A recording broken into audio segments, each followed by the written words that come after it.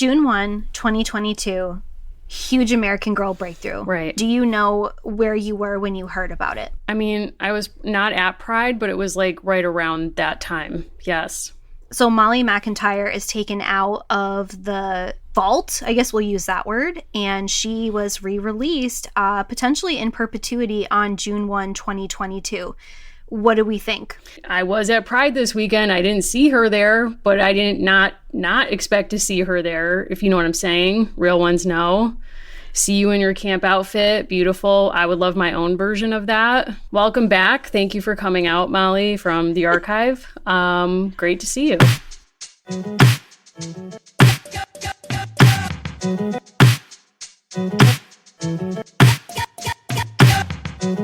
Welcome, everyone, to American Girls, the podcast. This is the podcast where we're reliving the American Girls series book by book. I'm not Molly. I'm Mary. I'm still Allison, basically ready for my 35-year reboot any month now. I mean, I think we're all there. I'm waning down my last couple of months as a 35-year-old, and I'm, approaching. I don't want to be responsible for any cancer season erasure, but we are moving closer and closer to Leo season, the third one during a pandemic. I have a lot of energy boiled up. I have a lot of pressure. And now this whole Molly situation, it's like something needs to happen here. Yeah, there's a song I hear on the radio a lot, and I'm going to paraphrase. Basically, it's about big doll energy and just kind of like bringing that right. into the summer. That's the sleeper right. hit. Someone very generously shared with us a meme, and it said, forget hot girl summer, go with Edie or Edith Beale summer, not having a lot of money. We're all paying a lot for gas right now. Or maybe you're not, or you're paying a lot for something else. To quote a TikTok I saw, because that obviously makes me very intellectual, why is a container or why is a set of bananas more than an hourly wage?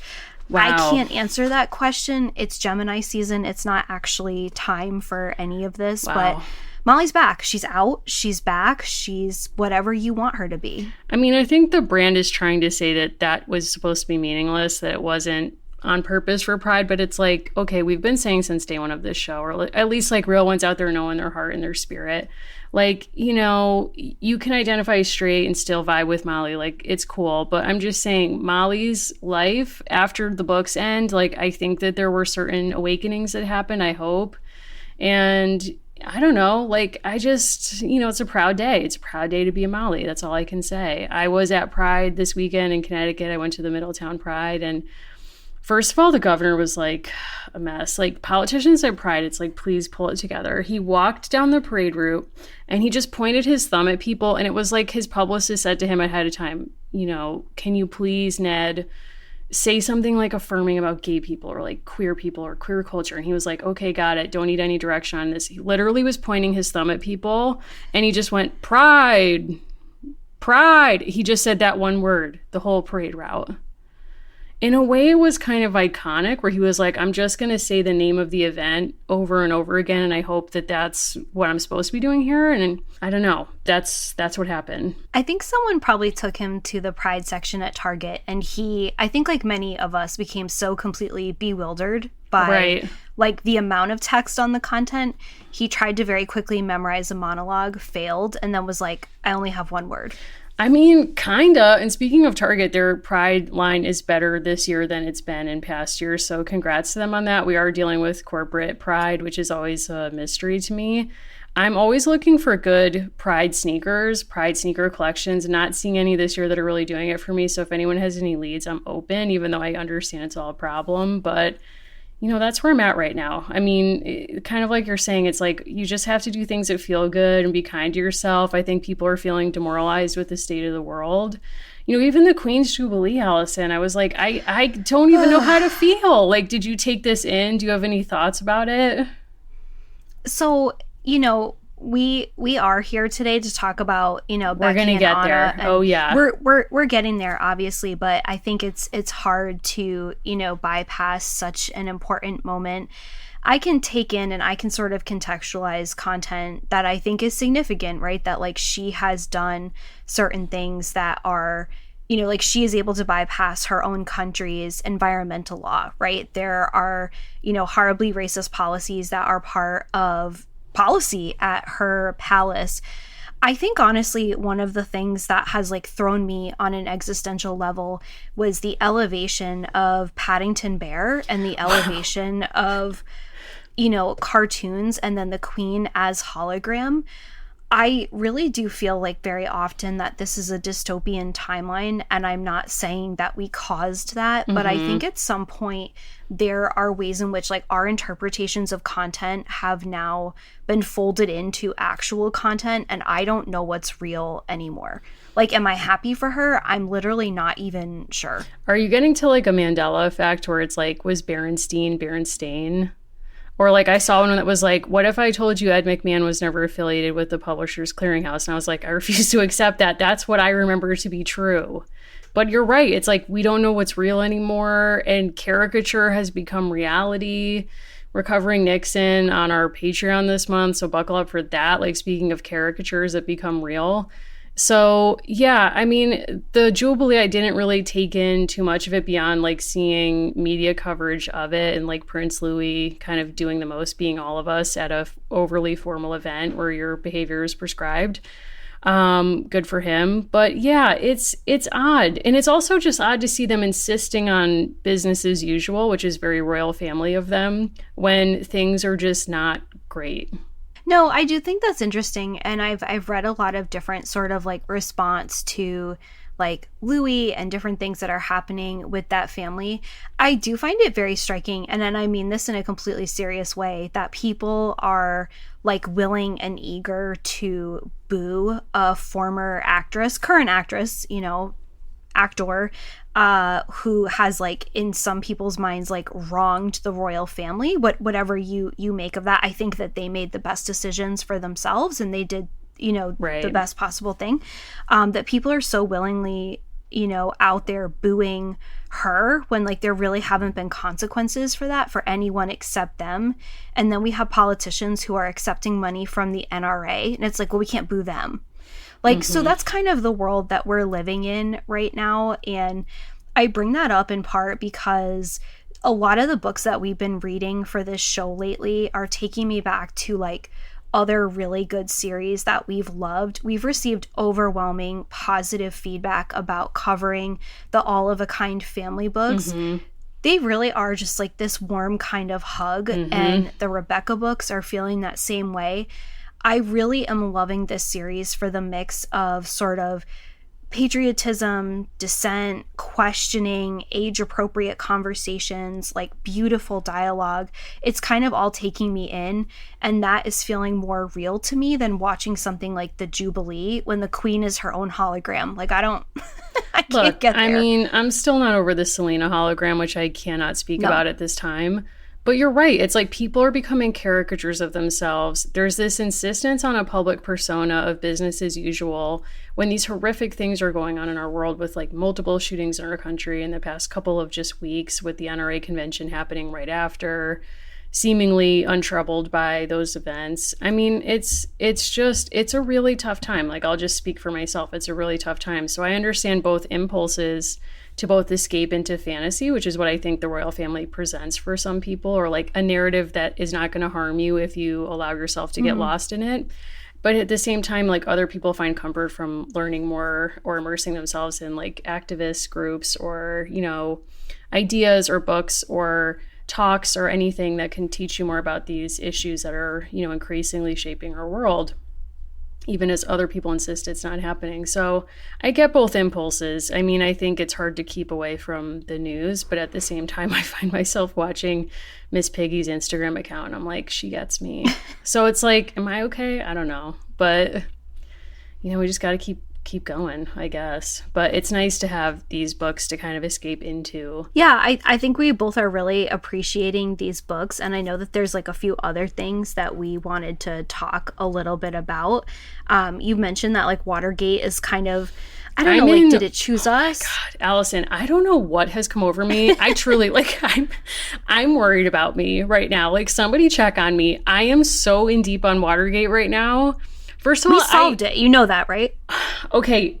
Okay, but wait a second. Okay. We solved it, but I think it's like, this is where we get into like the stories we tell about it. Like, not to get Joan Didion about it all, but it's like, Martha Mitchell, I'm sorry, I want to be at her Profile and Courage Award ceremony, and I hope they give her one posthumously the same day they give one to Leah Remini live and in person, because I would like to see both of these people honored for their service. But I've been re-listening to Slow Burn Season 1. Thanks to a listener to our show, I got access to Gaslight, starring the one and only Julia Roberts, starring as Martha Mitchell. We'll get into that. She was the wife of John Mitchell. She was talked about as someone who was mentally ill when she was not. She was speaking out about Watergate before people knew about it. And literally, there's a term in psychology or psychiatry now that's named for her that literally is the condition when you explain to a psychiatrist that you think there's a conspiracy going on and you're right and nobody believes you. It's called the Martha Mitchell effect. I have to take a beat, Allison. I'm in it. Last night I was Googling, how did Shirley Temple Black feel about Watergate? Because, of course, she was named to the UN ambassador to environmental conference in 1972. So, of course, like, we all need to know about that.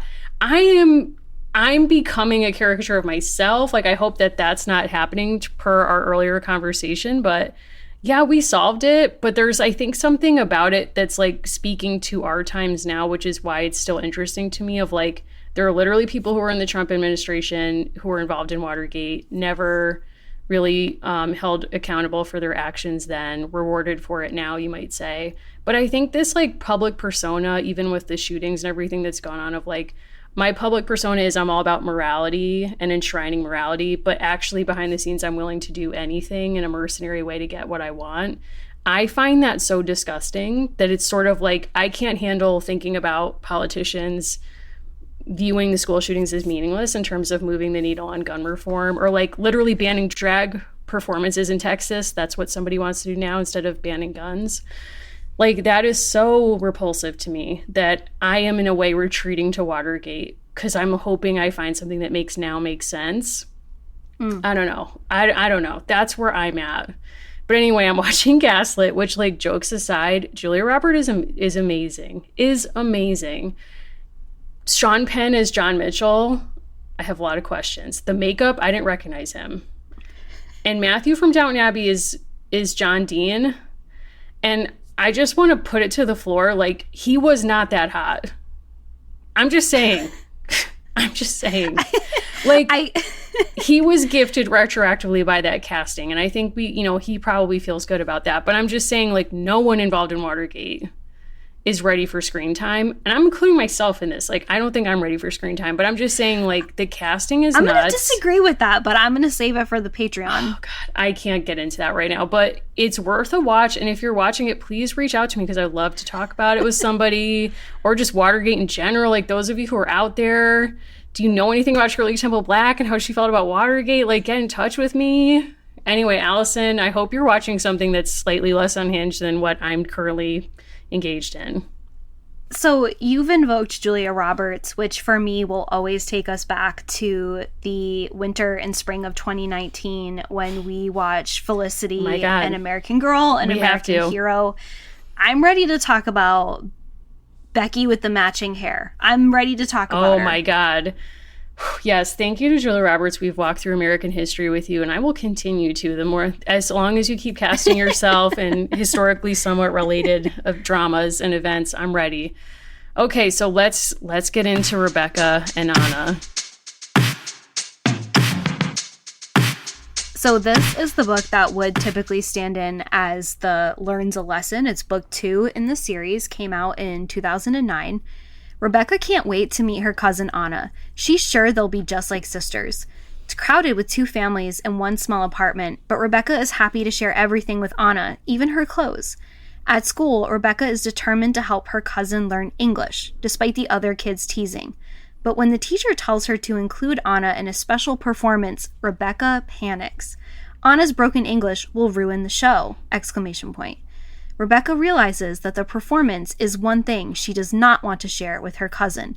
How can she explain this to Anna? Kind of impossible to say. So I think that this summary is not entirely doing justice No. to what I think is actually a really brilliant book about. I think that this has a lot of xenophobic vibes. Like, this summary kind of makes it seem like Rebecca is reacting against, when in fact Rebecca is this extremely empathetic and thoughtful little girl whose world really gets turned upside down by the arrival of these family members that they've been anticipating. And I'm just going to say it, compared to Molly and her relationship with Emily, or even Samantha and Nellie, Rebecca is an extremely generous little girl who is very afraid that her cousin will have difficulty navigating things that Rebecca recognizes she has not fully had to navigate. I totally lost myself in this book. I really, really loved it. And I have to say, I think this is one of the best of the series.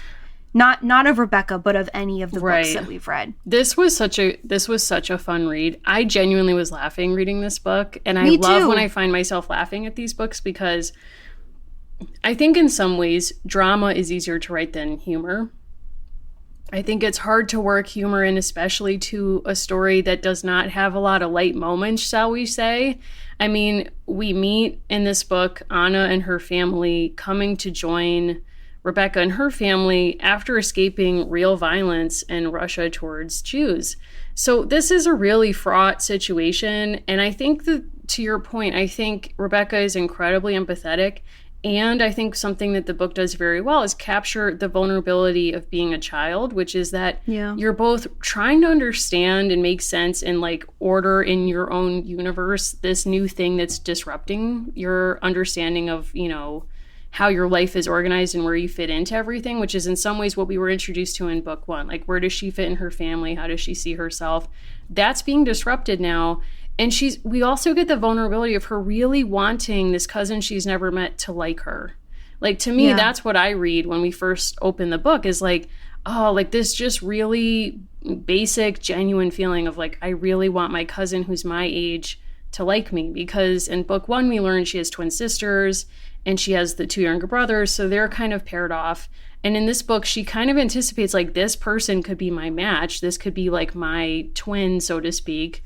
And she's really wanting that to go well. And it's sort of like the pressure of their first meeting and how they're going to navigate this new relationship together. This book does a lot also with language, and I want to point out that we asked a question last time to listeners because we were curious about the fact that one family member is named Booby and another is Grandpa, and we were sort of surprised by that.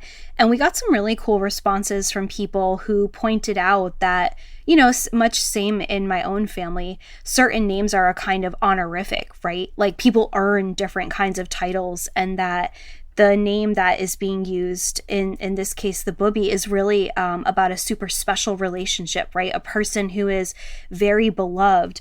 But now that I've read this second book and this actually comes up, what I really like about this is you have different pockets of Rebecca's world that are in completely different languages, and she is so adept. I love her as a narrator and as a guide.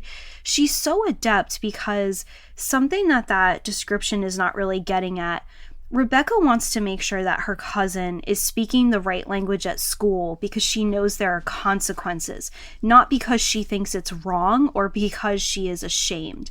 And I think that would have been a really easy way to write this book. And instead, we get just enough, and I think the Kirsten books actually did this quite well. We get just enough of a kind of turn where we have Rebecca explaining that, you know, people need to speak English at school because that's the rules. And we also have consistently throughout Rebecca saying, like, but there are also, like, bad rules, or there are bad laws. And she kind of points out things that she thinks are hypocritical or upsetting. And what a brilliant way to, I think, give some sort of realism to what it was like for her as this in-between generation. Yeah, completely. And I think that it really, in some ways, embodies what, there's a scholar whose name escapes me right now, but I'll look it up after. I think it's Andrea something. And she does work on the Lower East Side and Jewish immigration, and she referred to the Lower East Side as the Jewish Plymouth Rock. And I think that that's really interesting in terms of thinking of a whole section of New York, or like, let's say even Ellis Island, including some of the contents of this book, as sort of a way station for people to literally become American. Like, what does it mean to become Americanized? And I think Rebecca is putting it on herself to help Anna navigate that process, never having gone through it herself, but because she was born American and has immigrant parents, she can very easily code switch. And I think she has identified certain things that will separate Anna and her family from others, or kind of make them be like identified as green, as Leo, the brat boy in school, calls newly arrived immigrants. So it's sort of like, what are the tells that are going to maybe reveal that you're newly arrived, and how quickly can I help you like learn and adapt to behavior, appearance, customs, language that will make you seem like you're one of us. Not because there's any shame in their country of origin or their culture, which is still embedded into their family life in America, but it's mainly, like you say, like to survive a day at school, to not get relegated to that immigrant class, to stay in Rebecca's class and all that kind of stuff. I also love that we open with Rebecca and others saying, we've been waiting for hours, just like this very human experience of, even you can be going through one of the most stressful things in your life, one of the most transformative things in your life, and still be sort of irritated about having to wait in a line, right? Or something like that. And this family conversation is so both intimate in terms of the complexity of what they're talking about. And I found myself like really very moved by the idea that the family decides that they're going to sing to capture the attention of the family members that they're awaiting to get off the boat. And right before we do this, Max says, another boatload of new Americans, just like we were not so long ago. And we're continually reminded that Max is very aware of, his own background, his lineage, and he, I think, is such an excellent character at showing a person desperately trying to transform themselves in real time. We also heard from listeners, to really kind of dig into and to think about the ways that Jewish performers were specifically targeted to change their names to succeed on the stage or in Hollywood. But I loved that moment. And like some of my family members did come through Ellis Island, and this gave me a whole other angle to think about it, which was they probably were super excited, or maybe they had to go to the bathroom and they've been standing out there forever. And it's like this whole bundle of nerves and talking about really serious and really mundane things. I like this family. I like being around this family. And I don't know that all the series get us there in the same way. Yeah, no, totally. And I love in that passage that you flagged, you have these two emotions like standing side by side, or impulses of being like, wow, that was us not that long ago. The grandparents get kind of a moment to sort of comment or describe what it was like for them coming over, like spending 2 weeks at sea. Like that must have been, the twins are like, that must have been really uncomfortable. So it's nice that like the grandparents experience, like they get to share this with their grandchildren who will never know it. Max in that moment seems like it really, that juxtaposition paints him as like extremely Americanized, like by choice, that he's like, because to me, when I read it, I was like, oh, wow, like he seems so much more American than the grandparents because of the way that he self-presents. But it's really interesting, too, that right after that, Mama's memories are all about the medical examination, which is like big time, subtle, like a freight train foreshadowing about what's about to happen. But she says, when we were on the ship, this is on page 3, other passengers warned us about passing through immigration. Just because you land in New York, it doesn't mean you can live here. The officials keep out anyone who has a serious illness. If they think you have a problem, they mark a letter on your coat with chalk. An E means you might have an eye disease. H means you might have a heart problem. There's a long list. And then it says Rebecca had heard lots of stories about Ellis Island from her friends at school. When immigrants had a disease that could spread, officials sent them back to the country they came from. She remembered what her friend Rose Krensky had told her about immigrants who were sick when they arrived. Contagious disease, they call it, Rose said. You got one, you go back. That's it. And the ship company has to pay for your ticket.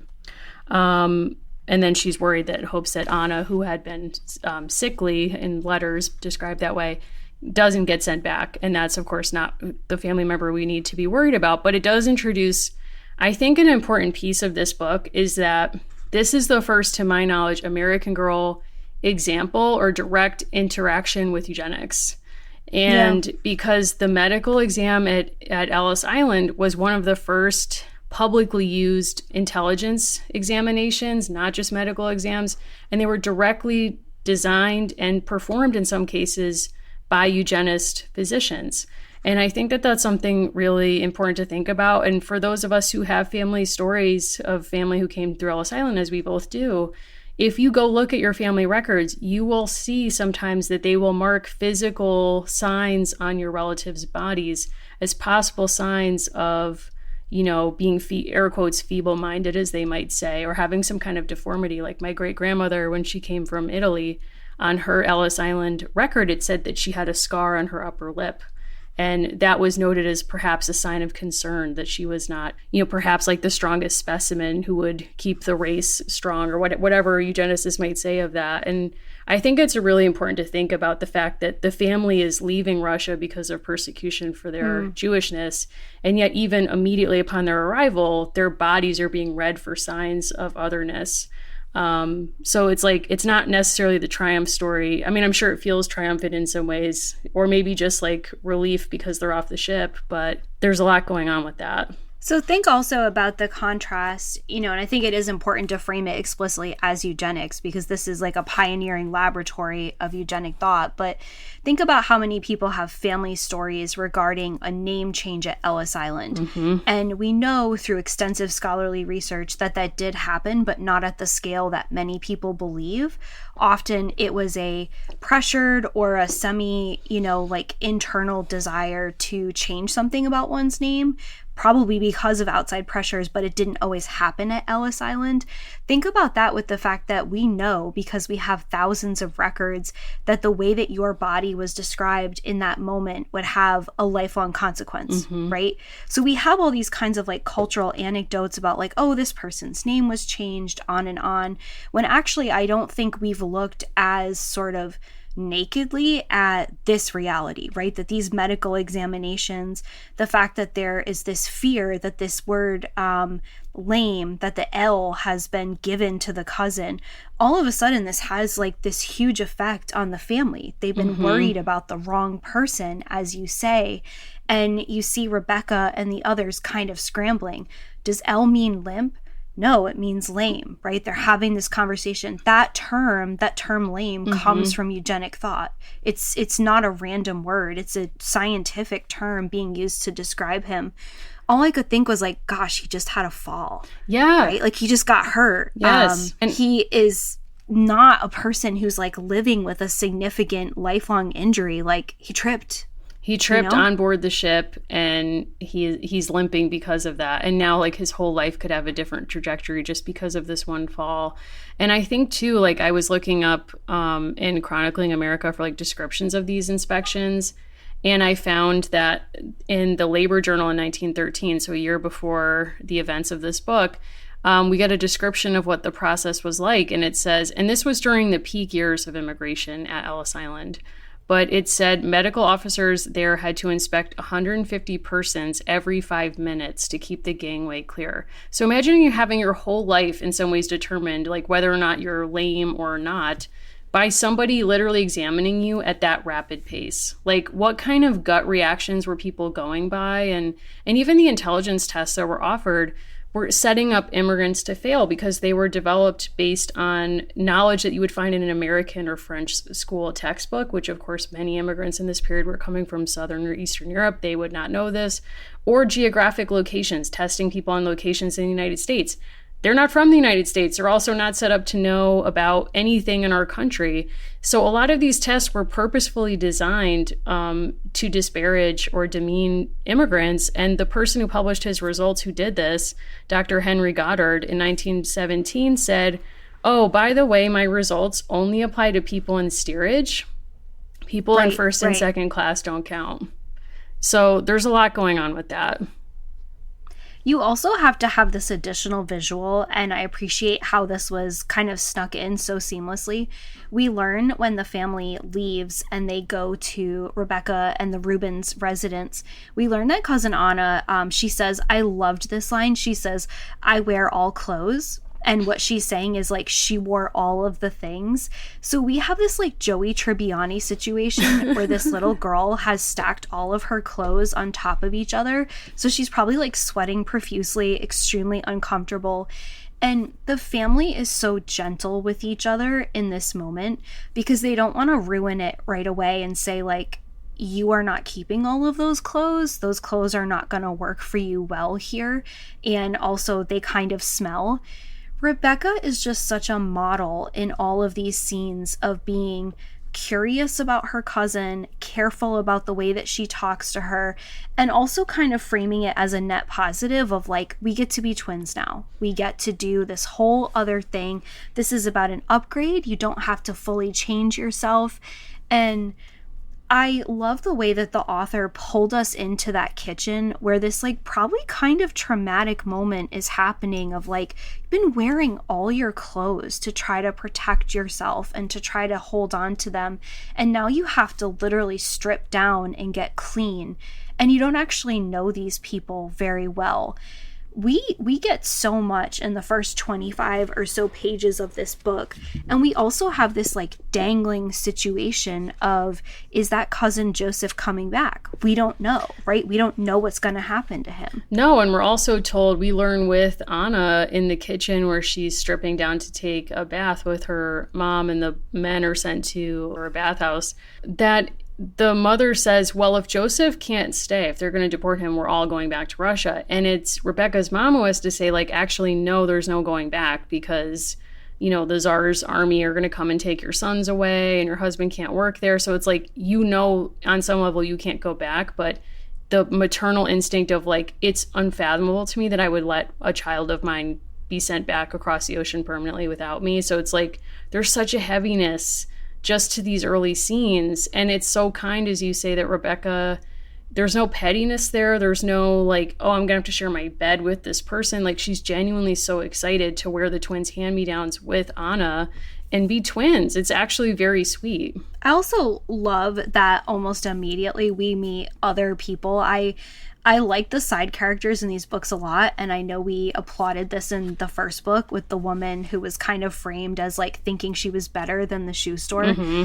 I love the peddler who we meet in this book, who I have decided is the same peddler from the Samantha books, just because I need that to be true. I love that person. I also kind of enjoyed meeting the super, right? The person who's coming around, who basically says like, I'm not narking yet, but I will in a heartbeat, that you have extra people living in this apartment. And the family basically tells him that you need to relax. I like the way that this family is both extremely cognizant of what the rules are and also kind of gives Rebecca real talk. Like, yes, we are not supposed to be doing this. It's also fine because they're family and we're doing the right thing in the long run.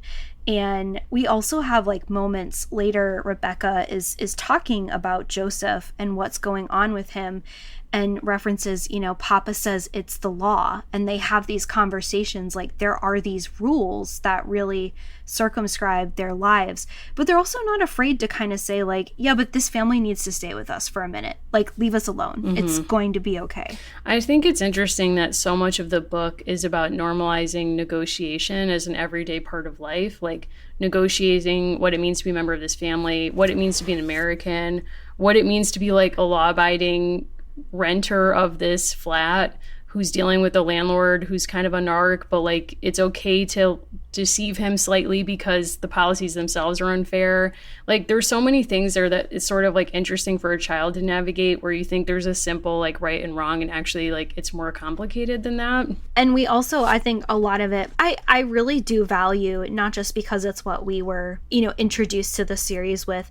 I love the learn to lesson trope. I do. I actually just really like it. I like going to school with these kids, knowing that with Samantha, we were only a decade earlier, but her life experience was so different. there's an entire section of this book where Rebecca has to explain to Anna that they go to a PS with a number and that is a public school. And think about when we were going to school in a very formal way out in kind of the middle of nowhere with Kirsten, right? We had like the central log cabin that was like, or the, you know, one room schoolhouse. And then with Addie, we were getting closer to institutionalized schooling. When we were with Samantha, she was at private school. Now we're really kind of getting this sort of, you know, both unique and then exemplary experience of going to a very busy public school in New York City. And how does Rebecca kind of make her way with that? I like that their day starts with them having coffee. And I was like, wow, these are 8 years old. These are 8-year-olds. Could you handle their coffee order, which was like coffee, milk, and a lump of sugar? No, and there's a reference to, you know, wow, this really is the country of milk and honey. One of the things that I think American Girl, when it's at its absolute best, is makes these girls feel so close to home, and I'm learning something about a different life experience. I'm learning something about a different moment in the culture and a kind of background for this family. There's a kind of specialness to the way that women spend time with each other in this book too that I think we haven't had in a while. And I think part of that is, you know, from the beginning, right? This family has suddenly gotten a lot larger. It's totally taken, you know, for granted that like the men and the women will have separate time to kind of figure out their new domestic situation.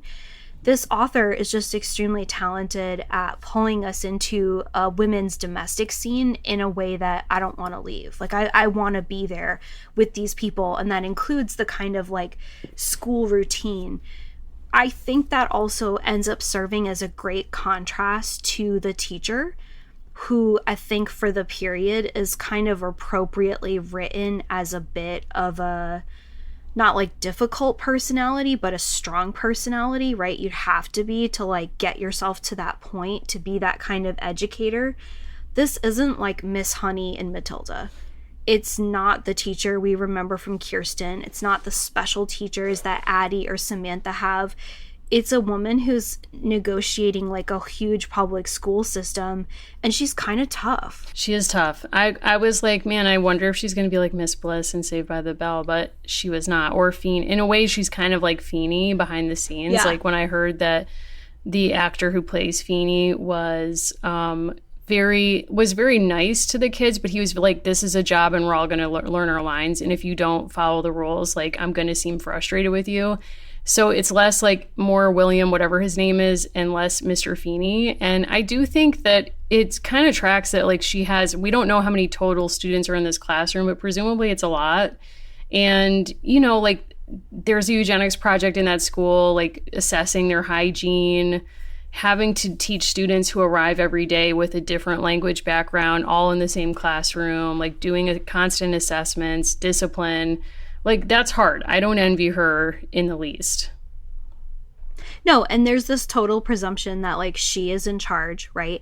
And she would have been sort of, she's not quite of the new woman era, but this could actually be Samantha, right? This could be a Samantha type who by this point would be 20 years old. I could see her getting some courses at Columbia, right? Wanting to be an educator.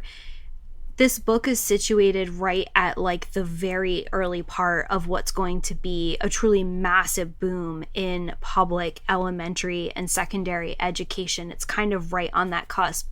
But she probably comes from potentially an affluent background, right? She has had some way that she's been able to educate herself.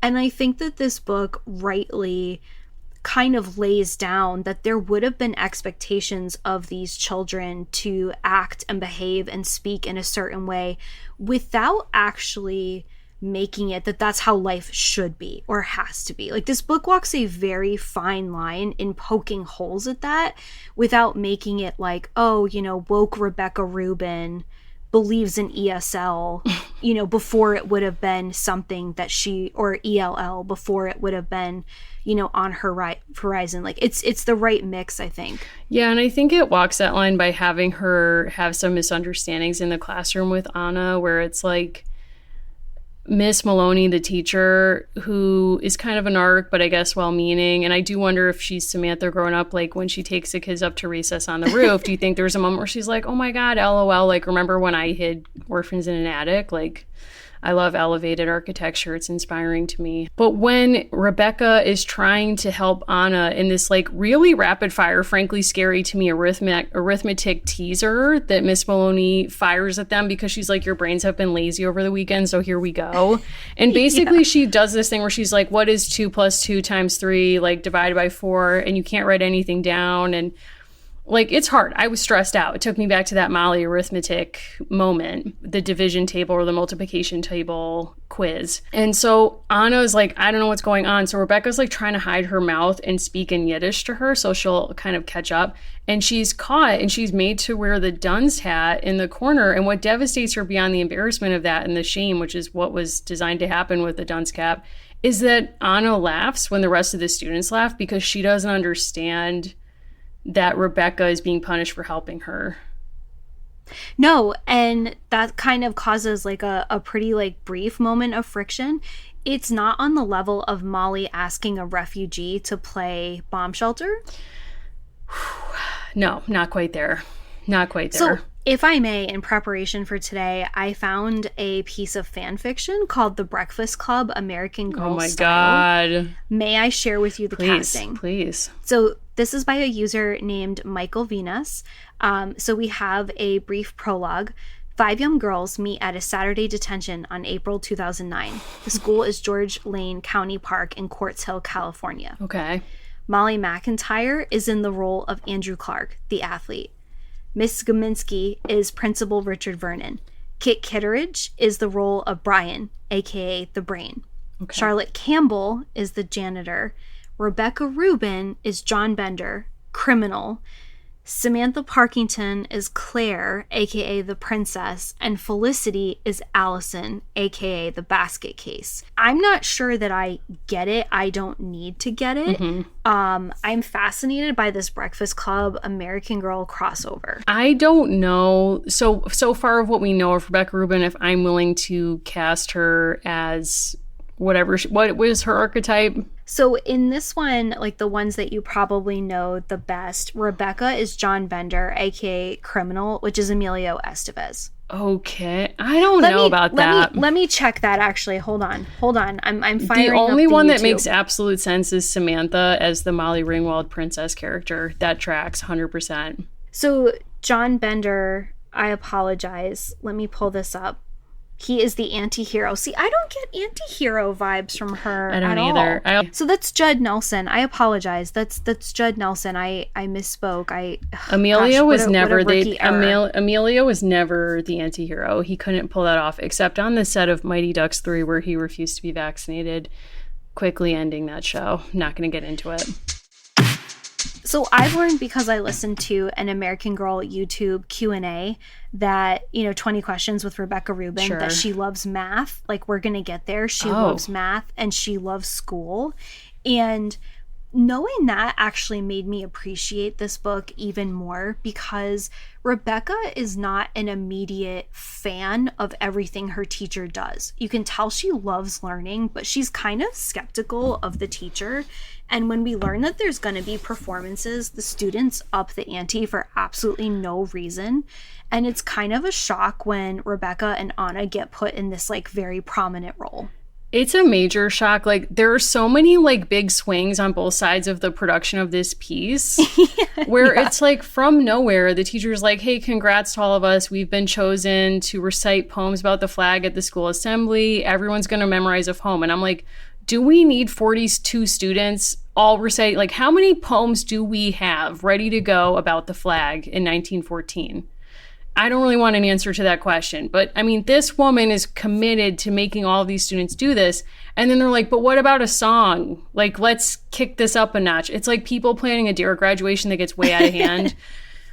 And I'm just like, I mean, first of all, again, I love Rebecca's confidence that she's like, I will, of course, be performing a song. Like, it's her confident. Like, I would be hiding. I would be like, I don't want to do this. Get me out of here. Like, when I was supposed to be in an environmental play, as you know, Allison, in second grade, I hid inside the dryer of my parents' laundry room with the door shut. And I was like, no one will ever find me. I won't have to perform in this play and save the environment.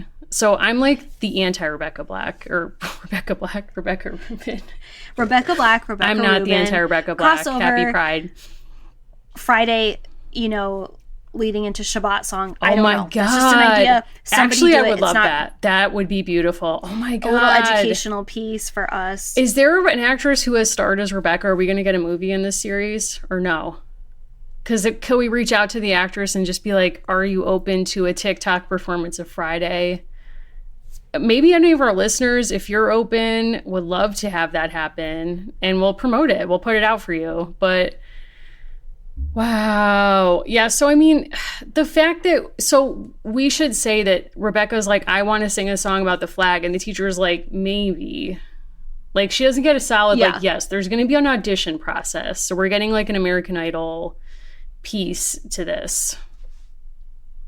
We also, let's just cut to it, because, like, if you have not read this book, you need to know that, like, Grand Old Flag is coming out. It's a lot. This is a song that's, like, about the Civil War and also about, like, the futility of art. I don't know. I've read the lyrics to the song, Allison, now. I'm going to say conservatively 10 times because I can't make heads or tails of this. And I've seen Yankee Doodle Dandy, the George Cohan musical starring James Cagney, who chose to bravely sing the entire George Cohan songbook. And I'm prepared to do some of that right now, but I do feel like it's important for us to get into these lyrics so that people can understand how bonkers a choice it is. Yeah. And I'm putting this on Uncle Max. I'm sorry. I'm putting this on Uncle Max because at Ellis Island, he was like, guys, wouldn't it be amazing if they were all like being antsy about waiting? And he was like, wouldn't it be crazy if when they walked over, we were all singing It's a Grand Old Flag? And it's like, would it be amazing? Like, do these people know that song? And I'm sorry, but if somebody's saying this at me, I would be very confused. So we learn, I'm just going to take like a few choice lyrics, and I do want to take us back. If you were with us on the Caroline journey, we talked a lot about, the Star Spangled Banner and like what it means to see a flag and all of these kinds of moments, and that will actually come back. There's a lot that's kind of laid into this that has sort of like Civil War references. Part of it's about a flag. Part of it is also about a person who seems to have a relationship with the flag that I'm going to characterize as uncomfortable. Yes. I'm a cranky hanky-panky. I'm a dead square honest Yankee. And I'm mighty proud of that old flag that flies for Uncle Sam. That's fine. I don't know what those words mean, but continue. Though I don't believe in raving, every time I see it waving, there's a chill runs up my back that makes me glad I'm what I am. Here's a land with 1,000,000 soldiers. That's if we should need 'em. We'll fight for freedom. Hurrah, hurrah for every Yankee tar and old GAR. My first response is no one asked. My second response is I like Every Heart Beats True under red, white, and blue. I think what's challenging about reading these kinds of lyrics now is it's very hard not to imagine this being channeled into a Kmart commercial, and to imagine a moment like a battle hymn of the Republic era where this really truly evoked a feeling that hadn't already been passed beyond like the harshest confines of camp to just complete absurdity. It did make me, that's absolutely true. And I do think music is one of those things that is so of a moment. It's such a time capsule. And but the best way possible, where it's like, this is really capturing like slang from the period, references that would have been readily available to everyone who heard it. Meanwhile, here we are in 2022 trying to make heads or tails of a line like, any tune like Yankee Doodle simply sets off my noodle. It's that patriotic something that no one can understand. I'm uncomfortable. But it's like, at the same time, Allison, like, think about like our future children or like youths in our lives, and they reach teenhood, and this is now happening. Gen Z is regurgitating the fashion of millennial culture. I'm not ready for that. But say a youth comes to me 50 years from now, we're sitting down, I'm in a nursing home, and they come to me and they're like, oh my God, like, Grandma, what was going on with who was Usher and what was Yeah about? And I'll be like, I don't know. It's a feeling. Like, you had to be there. I can't explain it. Or like, who's Rebecca Black? What was the big deal about Friday? And I'll be like, if you don't get it, I can't teach it to you. If it's not on your noodle, I can't go with you there. So I had this resistance to Jack Harlow, and I wanted to sort of unpack that within myself. Like, why is this happening? So I go out of my way to listen to like a Jack Harlow mix on the internet. And within, a week, all of a sudden, I'm listening to Dua Lipa. I'm listening to Churchill Downs. Like I don't really care for music that much. It's like not really something, but it's sort of like he's a fascinating lyricist to me. No. Not the world's most tasteful, but you even find yourself thinking like, wow, I didn't find him attractive a few weeks ago, and then within a week you're like, I get it. So I think culture. I don't know. Making a face, which is fine. I mean, listen, I'm sorry. I want this for you. Like, if this brings you joy, like, that's beautiful. That's kind of the journey I'm on with Harry Styles right now, where it's like, I wasn't paying attention when One Direction was real or relevant, but his latest album, I'm like, wow, I get it. Like, I sort of think I understand what's going on with this. I'm not there with Jack Harlow as of yet, but I'm happy if it's speaking to you on some kind of level. I don't know. You mean to tell me it's a coincidence that he has a song about first class, as if we don't live in the same class of society as Rebecca Rubin? In first I'm class, sorry, Justice for Fergie. That song is an absolute human rights violation. In that song, they talk about the perks of being a privileged person, That's right? True. Of being in first class. If Rebecca's cousin had been in first class, we would not have the L put on his outfit. That's all I'm going to say. If he had the, like, pop in the E, you know what I mean? Like, if he had a Jack Harlow in his life, we would not be talking about this today. Case closed. Real talk. I put out feelers, and I reached out to my friend and colleague who works at the Statue of Liberty, and I was like, I need the full download on how you all talk about Rebecca Rubin and this book. She was like, not aware of it. I'm going to look into it. What? Expect to follow. That doesn't mean other people there are not fans, but expect to follow. Okay, that's fair. I just want to say that if I was performing at my first school assembly and I'm a newly arrived immigrant from Russia, English is very new to me. Yes, she had some English when she was in Russia. She was learning. And you get hit with lines like, I'm no cranky, hanky, panky. It's like, first of all, Rebecca, you've been empathetic to this moment, but it's like, you're expecting me, like, I would not be prepared to go off book at this assembly. And English is my first, and some might say only language. Not sure if love counts as a language. I'm going to count it. But all I'm saying is, like, if we're thinking about emotional immigrant songs related to immigration, I know this is trans-historical and it didn't exist in the time, but Fievel brought us Somewhere Out There, which I cannot listen to because I will weep and I don't even know what it's about, and I don't care to figure that out. Somewhere out there beneath the pale moonlight. This is not emotional. Part of being American. This is part of being American. We sing songs that are ultimately not very well written. Yeah. And where this book absolutely pulled me in, not unlike Jack Harlow, just gonna say it. Oh my God. No, Allison, dream bigger dreams for yourself. Allison, I'm sorry, it's Pride Month. I'm sorry. So he's not part of Pride Month. Gavel. That's what I mean. That's why I'm saying he's like anti-Pride Month. Like, this is my he makes women like choose to be queer. That's my feeling. If you're out there and you've done that, like, call me. I don't know. I'm here. There's a support group. Honestly, straight women, I really do feel for you. Like, it's really hard. Like, that's what I'm saying. We get Jack Harlow. I'm going to have an empathy moment. I don't understand what this is like. And, whew, okay. I'm coming back. We have this beautiful transformation where Anna has been having difficulty saying flag in a way that her cousin and others want her to say it. She's been pronouncing the A more like an E. Again, if she had a Fergie in her life who could spell words out, phonetic spelling, she might get there. There's this like incredibly beautiful moment where there's like, they're forced to participate in this, right? They are forced to be patriotic in a certain way. And truly, I think this is one of the most standout things of any American Girl book that we've read. Towards the end of this performance, Anna independently decides that she wants to wave the flag. And she's feeling like she's actually feeling this in this moment. And she says, I am feeling patriotic. And Rebecca is a bit surprised by this because wanting to be out there was more about performing than the feeling of Americanness. It didn't just happen.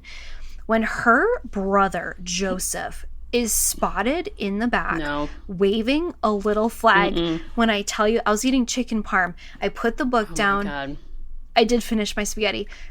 I put this book down. I really felt something in that moment, and I hope people don't think I'm making light of it. I have not felt that kind of way since the scene in Forrest Gump where Forrest Gump and Jenny have that kind of interaction, and she gives him the peace sign and she waves away. She's been at the protest in Washington, D.C., and he's in his uniform. And it's just this like incredibly complex, knotted moment of family, love, identity, patriotism. When he waves that flag, it's this reminder, right, that like patriotism is kind of what we make it. It's this immediate connection. They're not here for like jingoistic Ellis Island America. They're here because they're literally happy to be alive and they're hoping this will be better. Could you imagine a better way to end this book? No, it was so moving. And I liked that there was an exchange where Rebecca was like, I'm patriotic. And Anna was like, what does that mean? And she said, it's when you love your country. And Anna responds by saying, well, I love Russia, but I don't love the Tsar. And basically like the way he was persecuting my family, hence we're here now. And Rebecca kind of like gives space for that conversation, but it was a nice kind of complication of like, that patriotism is not without complication, and it should not mean pure love of country without questioning, certain leadership or choices and like locating yourself in that complicated space or power dynamics. But the end of that book, that scene actually reminded me of the end of Yankee Doodle Dandy, where George M. Cohan's dad is dying, and when they performed as a foursome, he and his sister and the parents in vaudeville, he would say at the end of their performances, like, my father thanks you, my mother thanks you, my sister thanks you, and I thank you. And he gets the Presidential Medal of Freedom or something, and he's like, my father, and his like, his parents are dead, and you're like, oh my God. And he's like, my father thanks you, my mother thanks you, my sister thanks you, and I thank you. And it's so hokey, but at the same time, I'm like crying. And this was not hokey. It was like genuinely like wish fulfillment, where you're like the whole book with the family, like, is he going to be deemed healthy enough to be allowed to stay and to rejoin the family? And that moment of reunion is just so beautiful. But I do want to also acknowledge like the funniest scene in this book, or like what we both thought was a funny scene that everyone should check out, which is that Rebecca clocks the fact that if they're going to sing Grand Old Flag, she's going to need some sheet music so she can tune up at home as an emerging performer. She knows what she needs to do to perform. And so she heads out to the Market Street, and I forget what street it is, but there's a Orchard Street. And actually, we've been on that street in All of a Kind Family. We had the same beautiful scene in that book of kind of just like the diverse offerings on the street, and also the feeling that it feels like in a way returning to home if you're from another country, and like you see you smell like the smell of the food from your country and people speaking your language and what have you. And Anna has that moment of like, people are speaking my language, like people are speaking Yiddish, and like, she's understanding, like identifying certain foods and a lot of new things that she doesn't know. And they have an iconic exchange with a peddler of sheet music, where basically Rebecca demonstrates to Anna that what makes you American in this moment is like your capacity to bargain and engage in what we would call adversarial shopping. So she's like, I have 3 cents to spend on the sheet music.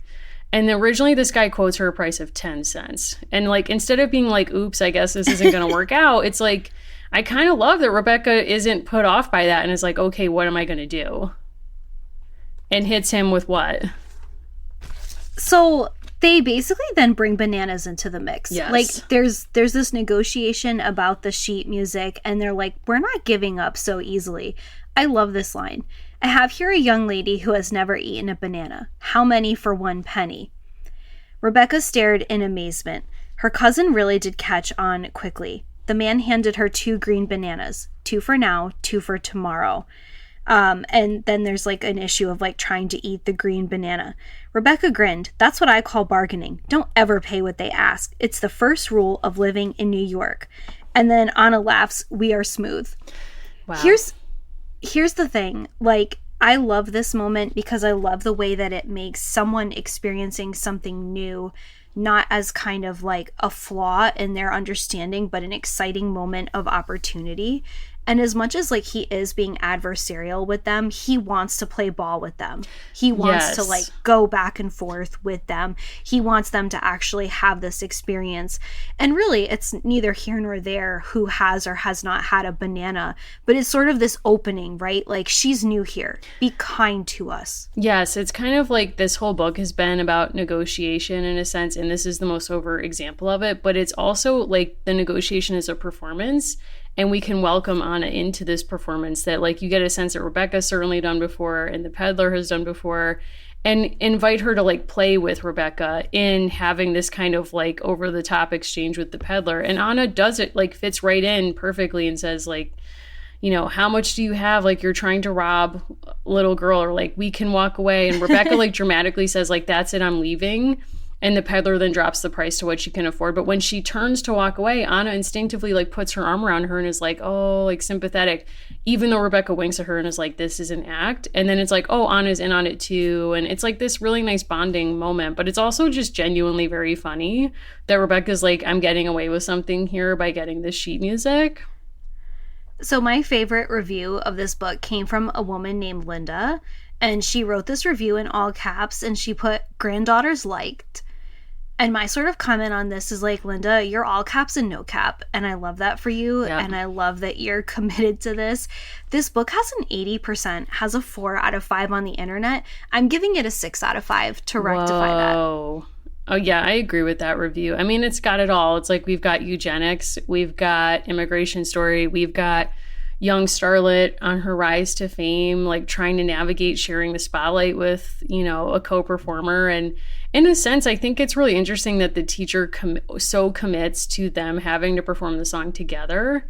Yeah. And the whole time I'm like, are we going to get some sort of moment at the end of this where the teacher's like, and that's why I had you do it together, because I knew that it would bond you, or like that you would come through. And it's like, nope, this lady's too busy to care about like a touchy-feely moment. Like, she's like, I'm moving on with my day. Like, I have enough to do.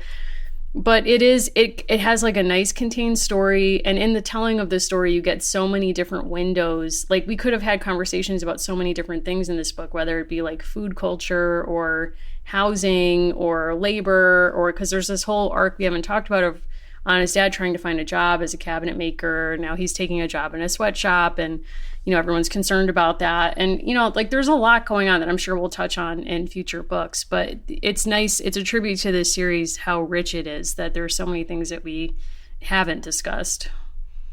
Reading this book also reminded me of a book I read years ago called Daughters of the Shuttle. And this just kind of brought back a lot of that information, as well as a book. If you're interested in sort of a real person's perspective of this experience, it's called Bread Givers, and it's considered sort of an American classic about this.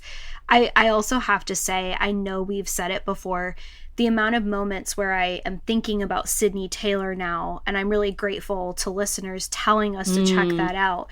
This book and the biography of Taylor are such good compliments, because there's so many ways where I think you could be just an absolute cynic about pageantry and patriotism as performance. And what I like about this is the girls making it their own in a way that I think we saw with Caroline, with Addie, right? There's kind of a critical element there.